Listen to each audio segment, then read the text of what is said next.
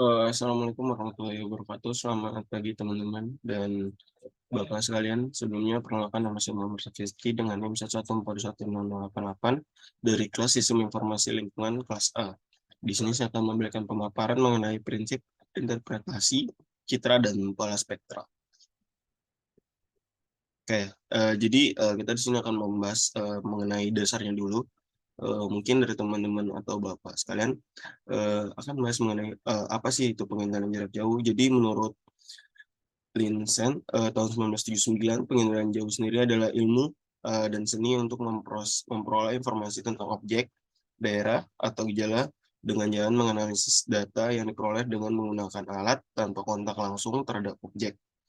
Jadi seperti kita tahu untuk mengenai penginderaan jarak jauh sendiri, itu salah satu contohnya itu menggunakan satelit, di mana nanti satelit sendiri akan meradar ke bagian dari permukaan bumi sesuai dengan bentuk dan polanya masing-masing. Kemudian selanjutnya itu terdapat remote sensing atau pengendalian jarak jauh ini sama juga outputnya, di mana untuk melalui peralatan di laut dengan menggunakan kapal laut atau melalui perantara udara yaitu dengan menggunakan pesawat udara ataupun melalui peralatan di ruang angkasa yaitu dengan menggunakan satelit. Jadi seperti kita tahu apabila kita melihat suatu objek misalnya di sebuah laut, di sebuah lautan, itu kan kita hanya melihat sebagai dataran hamparan air. Tapi ketika kita menggunakan remote sensing atau pengenaan jarak jauh, kita tuh dapat melihat sampai ke bawah permukaannya. Entah itu dari kedalamannya atau lebar dari permukaan, bawah permukaan laut seperti apa, itu dapat kita mudah untuk kita teliti atau kita lihat objeknya seperti apa. Next. Oke, selanjutnya mengenai citra satelit. Mungkin kita sudah nggak asing lagi mengenai citra satelit sendiri, di mana citra satelit sendiri itu sangat banyak sekarang. Seperti kita tahu ada terdapat aplikasi Google Earth. Jadi Google Earth nanti fungsinya itu kita menggunakan satelit dan kita bisa melihat objek dari jarak jauh. Sama juga seperti Google Maps, cuman Google Maps itu lingkupnya itu jauh lebih kecil dibandingkan citra satelit. Kemudian ini terdapat manfaat dari penggunaan citra satelit sendiri, yaitu pemanfaatan yang pertama, yaitu citra satelit sendiri itu menggunakan peta skala yang besar yang berguna untuk memantau perkembangan bangunan di suatu wilayah.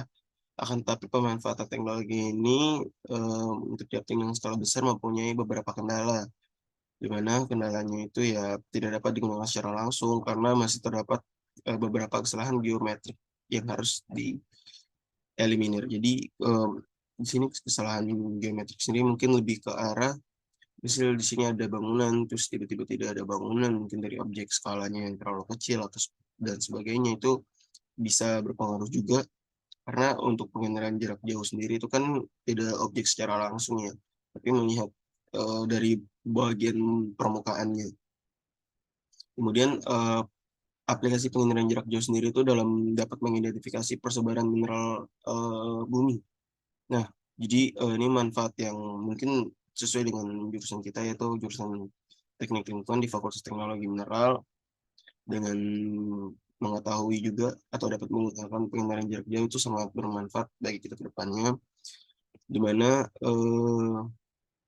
nantinya itu kita dapat memiliki spesifikasi untuk penggunaan resolusi atau pemantauan secara digital dengan lebih unggul.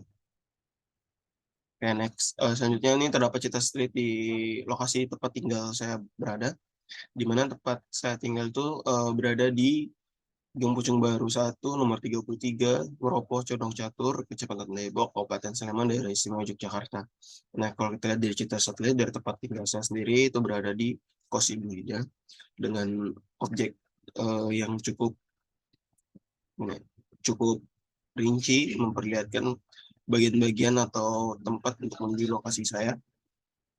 Seperti lihat di situ ada lokasi penelitian sebagai objek dari lokasi tempat tinggal. Nah, selanjutnya itu melakukan analisis peta pada peta citra. Nah, ini merupakan dari hasil dari pemanfaatan peta citra itu sendiri dapat melihat secara objektif dari bagian permukaan bumi. Dapat kita lihat seperti ini. Ada poin A, B, C, D, E, F, G, sampai G. Di mana citra spot 5 yang direkam pada ini salah satu studi kasus citra spot yang direkam pada 24 Oktober 2014 digunakan untuk melihat tutupan lahan. Jadi fungsi dari penggunaan analisis peta citra sendiri itu sangat beragam. Salah satunya itu ini, melihat tutupan lahan dengan langkah awal, mengetahui klasifikasi tutupan lahan atau penggunaan lahan pada suatu kawasan atau daerah tertentu, di mana dia tuh bakal mewakilin pola masing-masing dari setiap bentuk lahan atau tutup lahan itu memiliki ciri-ciri khas yang berbeda-beda gitu. Jadi kita tuh dapat mengetahui, misalnya sini penggunaan lahan, pemukiman, lahan tak terbangun, terbangun, seperti dan lain sebagainya, atau mungkin perkebunan itu dapat kita lihat dari citra satelit. Jadi memiliki perbedaan dari setiap, bentukan atau, penggunaan dari kelas region masing-masing. Next, oke, selanjutnya ini merupakan pola spektral, di mana, untuk pola spektral sendiri dapat kita lihat, pada contohnya ini, yang pertama itu, maksimal atau minimal itu berpasangan dengan, jadi untuk pola spektral sendiri merupakan analisis korelasi, hubungan suatu analisis yang digunakan untuk melihat hubungan antara dua variabel atau lebih. Analisis korelasi dari beberapa jenis, ada korelasi person sama produk momen. Jadi dapat dilihat dari nilai, bukan dari nilai tapi dari grafik. Kan di sini kalau kita lihat di grafik itu ada, sorry, kita lihat kalau kita lihat dari grafik itu kan ada grafik yang lebih tinggi sama yang lebih rendah, di mana nanti, kita lihat tuh dari kegunaannya sendiri untuk dari sini itu dapat menganalisis. Misalnya pada daerah yang, spesifikasi, band spektralnya rendah, itu mungkin digunakan sebagai, pembedaan antara tanah dari vegetasi dan daun dari vegetasi konvener. Kemudian dapat mempertegas puncak vegetasi, kemudian dapat membedakan sudut vegetasi. Nah, itu dapat kita lihat juga di sini, di mana program penghitungan turunan numerik sangat sederhana. Definisi dapat digunakan untuk mengumpulkan informasi tentang grafik fungsi karena definisi menunjukkan tingkat perubahan dari suatu fungsi.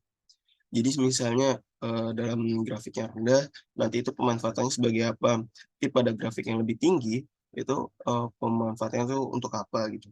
Contohnya seperti itu. Baik, mungkin itu saja yang dapat saya sampaikan. Apabila ada salah kata atau salah pengucapan, saya mohon maaf.